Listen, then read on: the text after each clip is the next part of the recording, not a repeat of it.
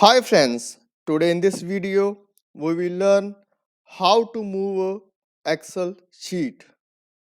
Let us start. Sheet 1 is active.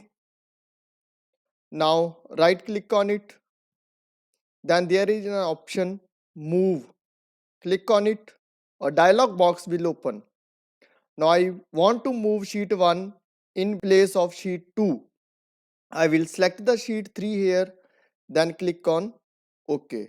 So sheet 1 is moved in place of sheet 2. Now I want to move the sheet 1 at place of sheet 3.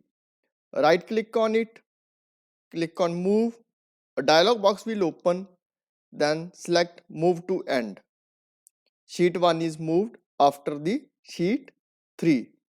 Now if you want to move sheet 1 in place of sheet 2, right click on sheet 1, click on move, a dialog box will open, then select the sheet 2 and click on OK.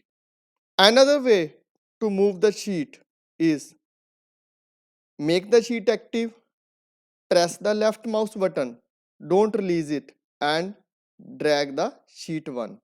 Now it is moved to sheet 2 place and then again drag. Now it is at the last after sheet 3.